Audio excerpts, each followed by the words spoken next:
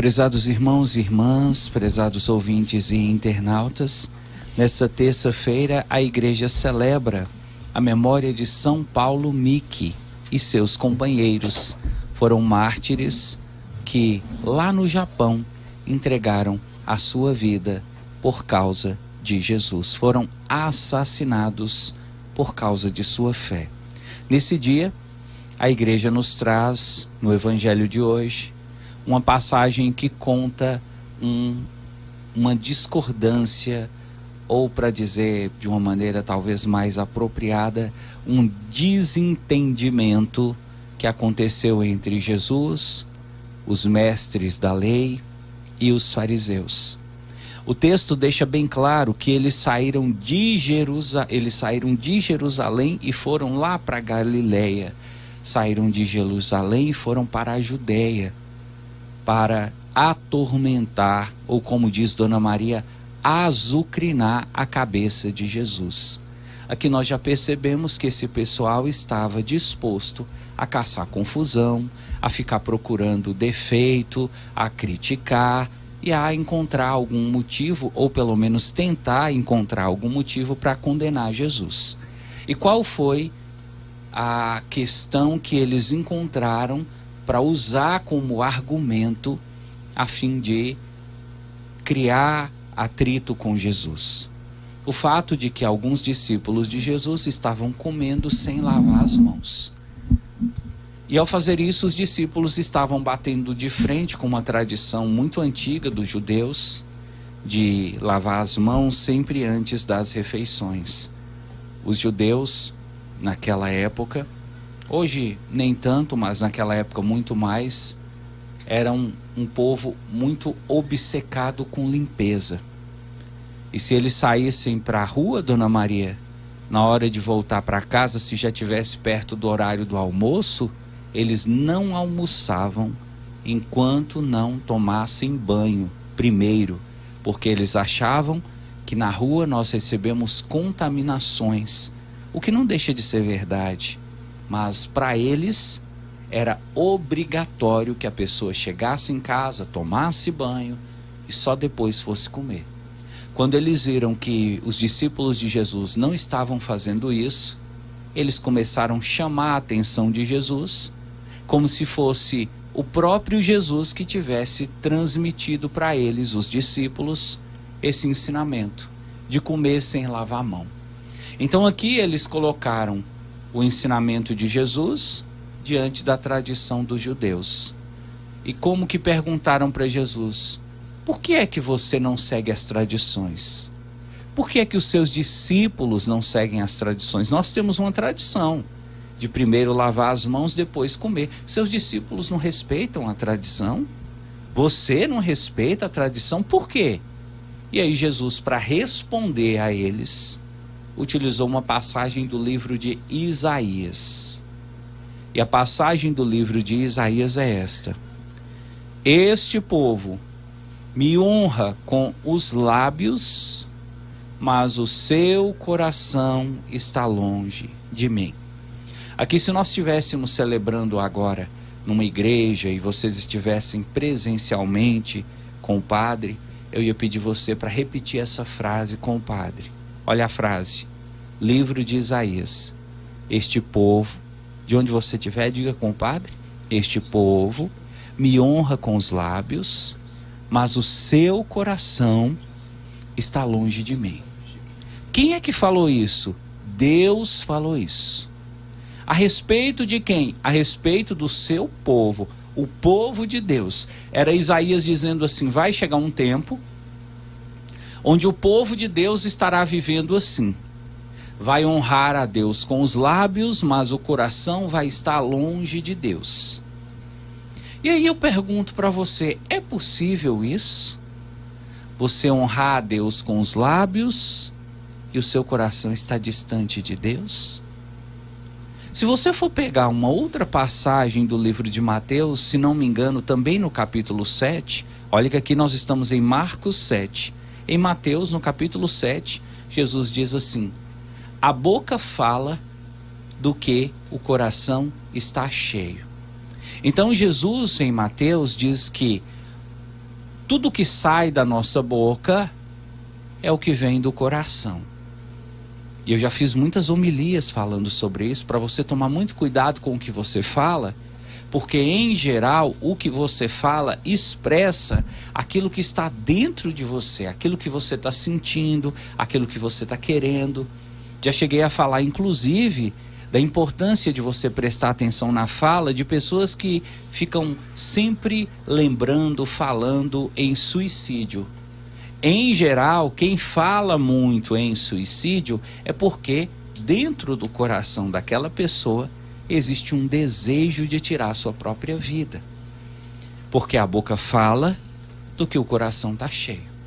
Quem fica falando muito que fulano tem inveja de você, cicrano não gosta de você, é porque traz isso dentro do coração. Quem vive falando muito de ódio, quem vive falando muito de pornografia, quem vive falando muito de indecência, é porque traz isso dentro do coração.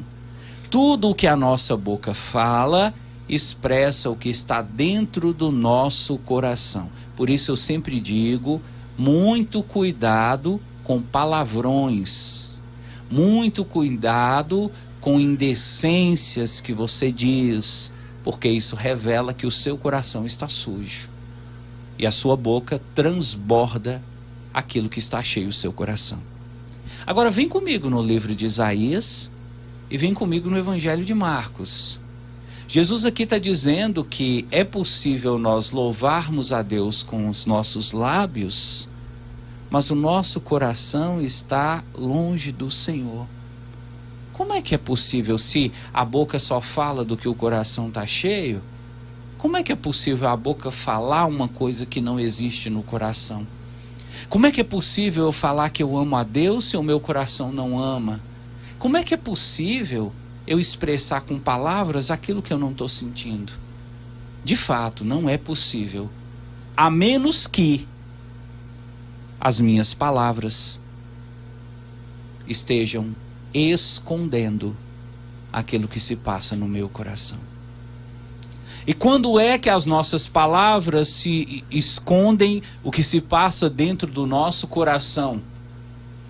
É quando nós estamos querendo esconder das pessoas aquilo que sentimos, aquilo que pensamos, aquilo que somos. Então veja, eu encontro você na rua e digo para você: Dona Maria, mas a senhora está tão bonita. Pode ser que eu esteja falando aquilo que o meu coração está sentindo. Dona Maria está bonita, então eu falo que ela está bonita. Mas pode ser que o meu coração não está achando Dona Maria bonita. Pelo contrário, talvez eu estou achando Dona Maria uma bruxa. Mas se eu estou achando Dona Maria uma bruxa, por que eu falo que ela está bonita? Qual o sentido de eu trazer na minha boca uma coisa que não está no meu coração? Sabe qual é o sentido? A necessidade de mostrar para as pessoas uma coisa que eu não sou. Mostrar para as pessoas coisas que eu não tenho. E aí nós usamos as palavras para disfarçar uma realidade que não existe. E qual é o nome que nós damos para isso? Hipocrisia.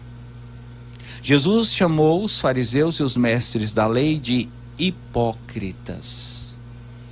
Aliás, apenas a título de curiosidade, sabe o que significa a palavra hipócrita?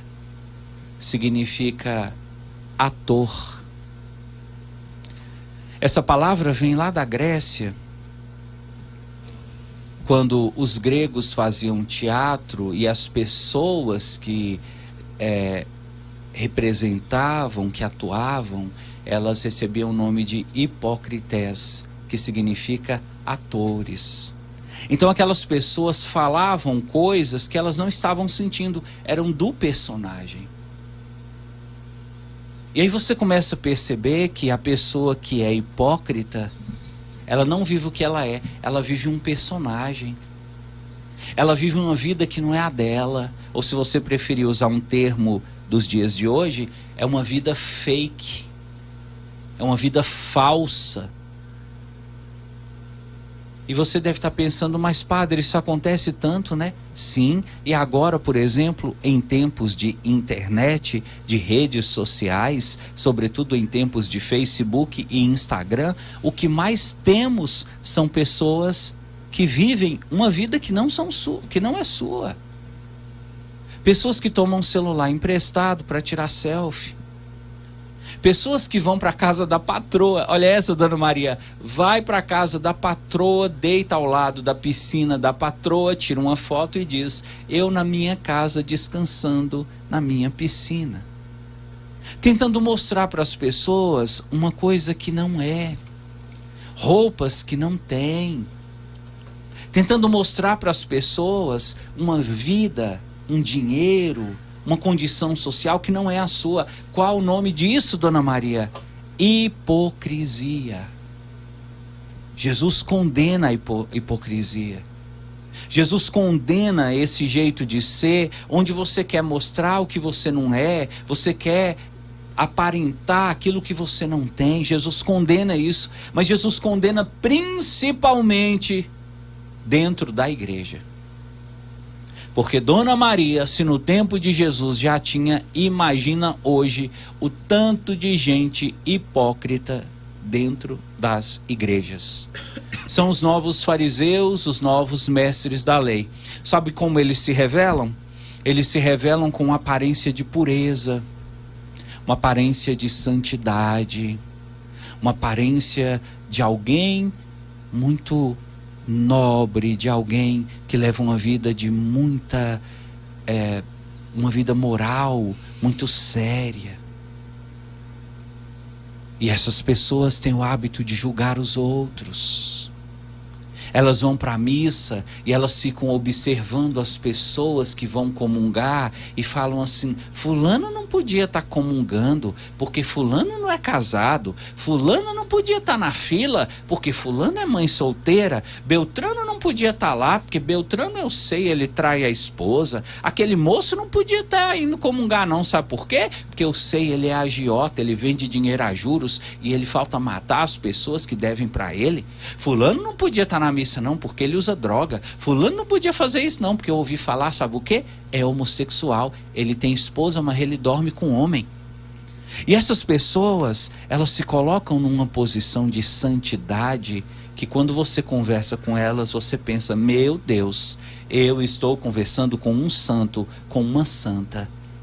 Elas passam para você que elas levam uma vida perfeita, mas quando você vai olhar a vida que essas pessoas levam dentro de casa, você fica assustado.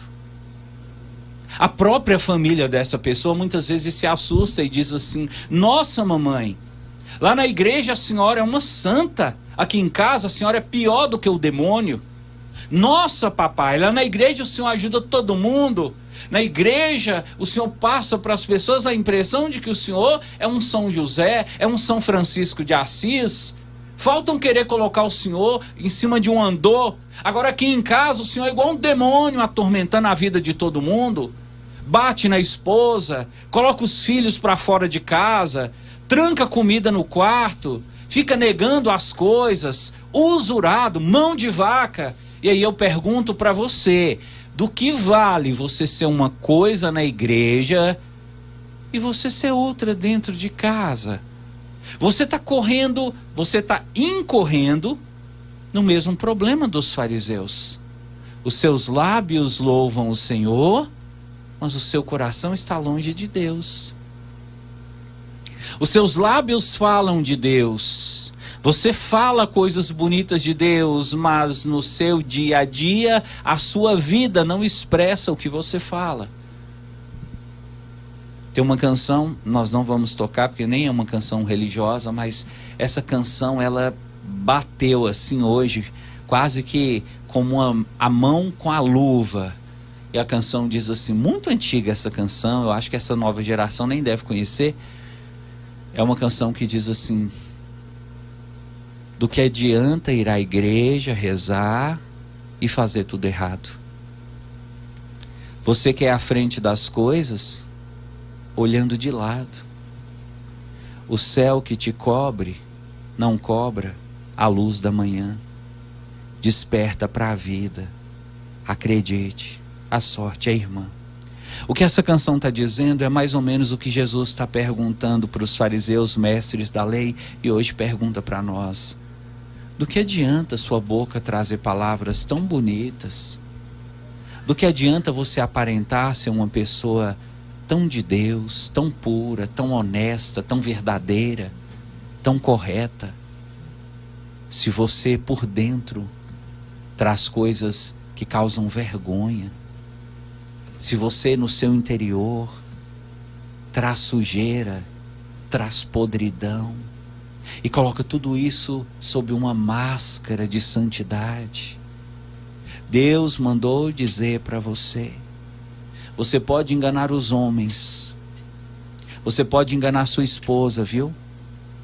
Você pode enganar seu marido, você pode enganar seus filhos, você pode enganar até seu patrão, seu irmão, sua irmã, seu pai, sua mãe, mas a Deus você não engana.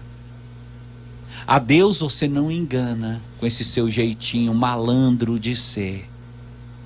Então, meu irmão, minha irmã, se você não deseja que as maldições que recaíram sobre os fariseus e os mestres da lei recaiam sobre você, que você comece hoje mesmo a mudar de vida. Que você comece hoje mesmo a pensar na sua vida e a propor para você mesmo um jeito de viver que seja mais coerente. Ou você assume que você é uma pessoa falha, é uma pessoa que erra, é uma pessoa que apronta e que muitas vezes até tenta esconder dos outros. Ou você para de ser assim, para não ficar incoerente o que você fala e o que você faz.